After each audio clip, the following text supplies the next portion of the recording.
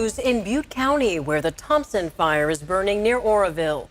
The latest update from CAL FIRE shows the fire has burned more than 2,100 acres. Still no containment. Evacuation orders are in effect tonight. A lot to get to tonight, tracking fires and dangerous heat. I'm Laura Painter. And I'm Chris Thomas. We do thank you for joining us. ABC 10's Luke Clary has been following this fast-moving fire in Butte County all evening. He joins us live now on scene. Luke, this fire has been so hard to fight. What are you learning right now? Well, I can tell you this, Laura. Sadly, we can report that in this neighborhood in Kelly Ridge, at least 3 homes have been destroyed, like the one that you see burning behind me. But CAL FIRE says that they will have 400 personnel working through the night to help protect the homes that are still standing, like the one that you see right here. But this has already been a long, hard day. A neighborhood is burning as crews battle the fast-moving Thompson Fire near Oroville on the ground and from the air. Nanette Freeman among the hundreds of people ordered to evacuate across Butte County. How hard was it to leave? All these years we've had it. Her house in Kelly Ridge among those that were saved. There's fire burning in the grass just to the side of this home. If firefighters hadn't got here in time, this house almost certainly would have burned. I just left all the water running everywhere, all the faucets. Some families haven't been so lucky. This home is on fire now. The one right next door burned down to its foundation. And at the end of the block, we can see what appears to be another house on fire.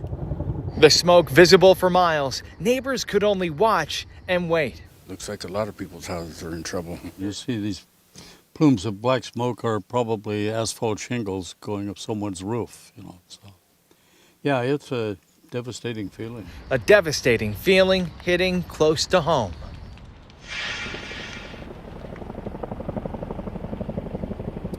And you may be able to hear the helicopters flying in the distance. CAL FIRE says that there are 4 helicopters flying around, and we've seen them doing water drops. Again, attacking the fire through the night.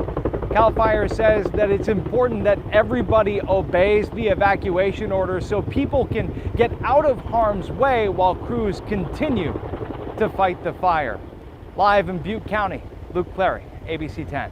Luke, just heartbreaking to hear that homes have been lost in this fire. Again, the fire danger is only expected to increase tomorrow, so please, again, follow those evacuation orders. Luke, we thank you for the live update. And speaking of those evacuation orders and warnings, they are in effect. And take a look. This is the evacuation shelter for people leaving the area of the Thompson Fire in Butte County. And the shelter is at the Oroville Church of the Nazarene on Monte Vista Avenue in Oroville. And for people who need somewhere to take their animals, this is the location on the shelter the county has set up. So take a look. Large animals go to the Camelot Equestrian Park at 1985 Clark Road in Oroville. Now, small animals can be taken to 2779 or 2279 in Del Oro, also in Oroville. The Moccasin Fire forced evacuations today in El Dorado County. It's burning near Somerset. The areas impacted include Pleasant Valley Road, south to Victory Mine, Hanks Exchange, and Oak Hill. The Moccasin Fire has burned 51 acres and is now just 15% contained. Take a look. I want to show you this. The fires have been leading to smoky skies all across Sacramento. The air quality already taking a hit this wildfire season. And Monica, it all comes as you're tracking extreme heat as well, right? That's going to continue even longer than we were earlier forecasting, just because weather models have become more consistent in prolonging the duration of this heat event. Here's a look at our current air quality. You can see it really confined around the Thompson Fire, where we've got some poor air quality building, and that unfortunately is going to make its way through the foothills and through parts of the valley. We're seeing the hazy skies for tonight. We saw that kind of eerie sunset developing into our Tuesday evening. Skies will start to become hazy, especially overnight into early tomorrow. So if you're out and about early tomorrow morning, this is the fire that we're tracking right here in Butte County. It's just up to the north and east of us, and that smoke is making its way and just kind of settling into the lower elevations. That's very typical for fire and smoke behavior.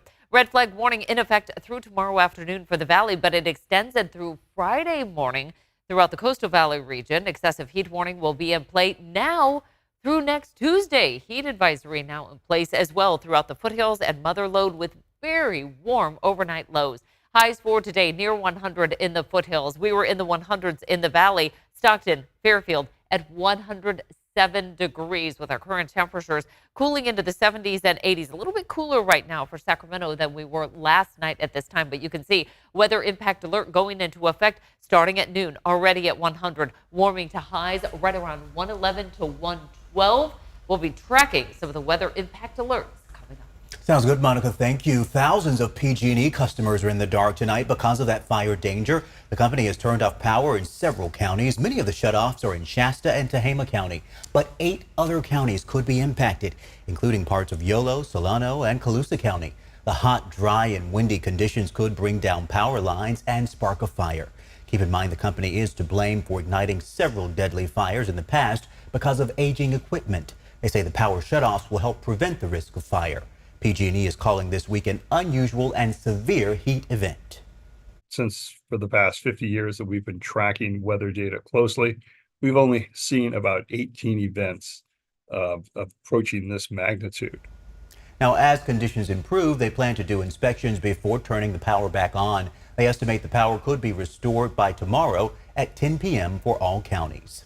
And don't forget, you can stay up to date on the extreme weather conditions. Just download the free ABC 10 app. You can get temperatures and forecasts sent straight to your phone.